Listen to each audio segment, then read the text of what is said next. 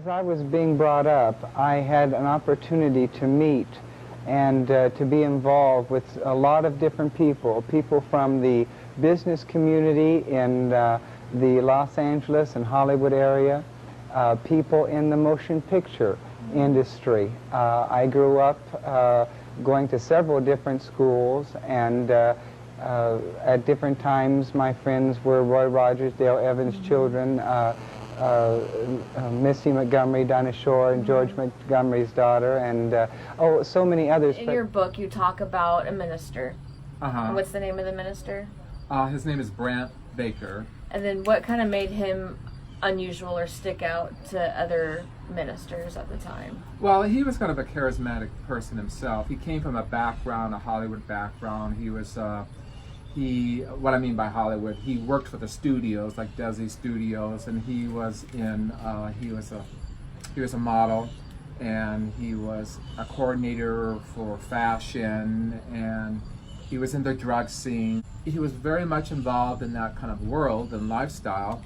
And then later he got involved in the Jesus movement. It was his mother, Joellen, that got him involved, and that just, he saw the sincerity of what was going on, you know, and then he had a conversion and he just gave up his kind of lifestyle. But what's unique about this minister, he modeled himself what is known as an evangelist of Catherine Kuhlman. Catherine Kuhlman had a healing ministry. She was very charismatic, kind of spacey, you know. So, unlike Pentecostal churches of the day, which used tambourines, excitable music, rolling the aisles, you know, what people think Pentecostals are. And he began to use what they call the word of knowledge, which he can call out healings, or what he thought people were being touched by the Holy Spirit. When you say youth, how old was Brant? I actually met Brant at a winter camp in Calvary Chapel. I was probably about 16, so he was probably about 22 at the time, and he was just getting involved in the ministry on his own, you know.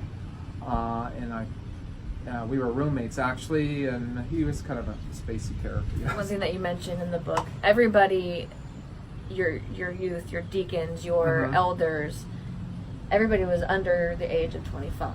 Oh, yeah. So that's what kind of makes this unique. Yeah, we were all in our late movement, teens, right? Early 20s. Oh, like I said, he was kind of charismatic, and he just, you know, I think he was just taking all what he knew in fashion and design and what he thought would work, and pretty much kind of put on a production, you know, and modeling after Catherine Kuhlman. He knew down to lighting, to makeup, and he had people wear certain clothing. The services were recorded, which was kind of unique at that time, to bring the cameras into a healing service. And Catherine Kuhlman never really allowed that in her services. What was interesting about Brant, he could never stand still. He always moved like every 2 months, you know. And it was always a production with him.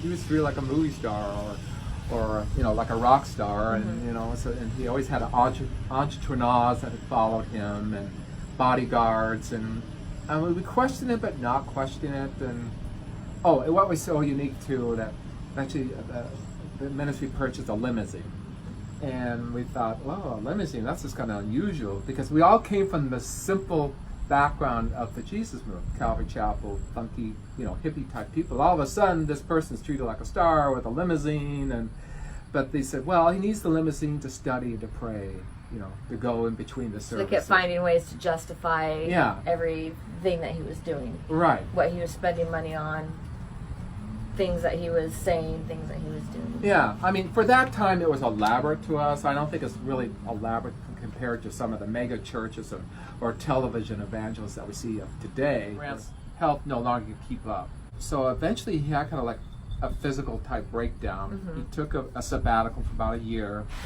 And then people were questioning, how can a minister get sick of a healing ministry? And we thought, oh, it's the devil. So would you say that Brant is the protagonist or antagonist in this? Well, I think it's more the antagonist, yeah. Okay. I'm the protagonist, you know, telling the story, kind of put our focus together in this movement. And Brant was the one that kind of orchestrated this.